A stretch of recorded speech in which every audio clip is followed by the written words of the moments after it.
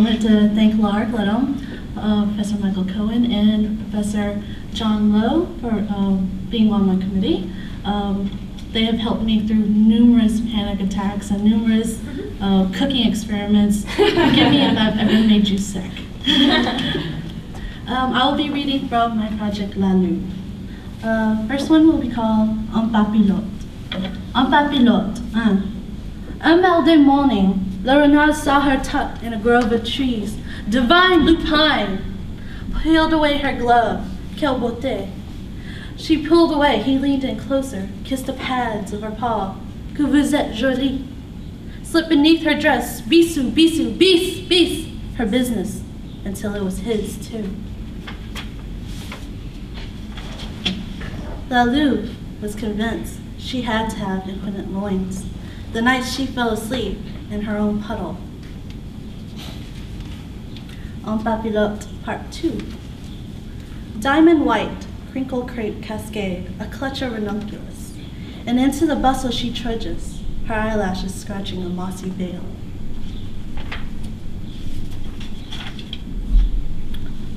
This one's entitled Coddle. Le renard was pushing for a cub. La Louve drank steep nettles, red clover, to spur her eggs. Hips were propped on pillows. They had spent so much time whisking the eggs for an omelet, so much that her eggs were frittata affogata. Red over, let no cub come over. Frittata affogata, over and over and over. Cold smoke. Now there was a lot more sfumato. These churrascaro days, she preferred to cook her eggs instead of ovulating. Red over, let no cub come over. Frittata affogata, over and over and over. Hot sugar temper. La Louve kept her lava in a double boiler. She thought it was dans la bain-marie. And when the lava erupted, there was a hot knot, toddy knot sort of feeling. Roaming burst of heat, cri de coeur. Sugar ablaze, roaming roux sizzle, ready for a red sear singe, fox pot trot. This one is an excerpt from Crudo Cauchemar. It means crude nightmare. At noon, the wolf built a canteen for her beloved. Ground mushrooms to powder his crudo poke. Garnished his drink, went to slice on a piece of buttercock. Le jardin de pêche. Le premier péché, c'était pêcher, par un pêche. Cette première pêche précieuse, pendant qu'elle a pêché pour la perception. Translated, the garden of peaches.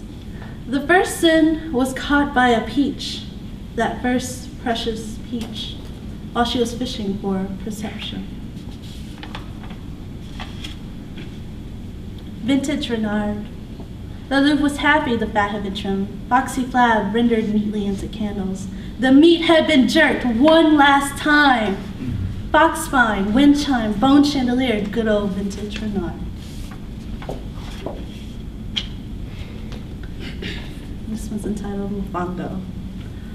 Mofongo, to an old life, that life, fufu. Iris fried chips, bananas, but not bananas. Garlic is my soul. I have a lot of tostones. I mortgages chicharron, fufu. Mashed his gristle, fufu, fufu. Into my own, fufu, en pilon. Scooped our innards, made my very own bolitas, fufu. And this is my rendition of the Three Little Pigs. Trois petits cochons settled on la rue de la Louve. They could be heard singing as they built.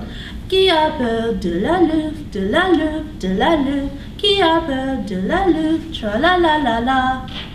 The first cochon settled into a house made of crazy straws. The second built his house out of skewers, foundation askew. The third, not fond of tricks, walled himself in tons of bricks. One bright morning, La Louve emerged from her den, hungry. The first cochon ran to his brothers when she blowtorched his straw house. Deux cochons in a house of skewers. Sound of a wood chipper. They ran. The third cochon had enough. He sealed his brick door. Qui a peur de la Louve? Pas moi. Trois cochons waited by a fire. Little did they know she was perching by the chimney, tossing wood chips down into the fireplace. Qui a rôté des cochons, des cochons, des cochons? Qui a rôté des cochons? Tra la la la la. Declaration.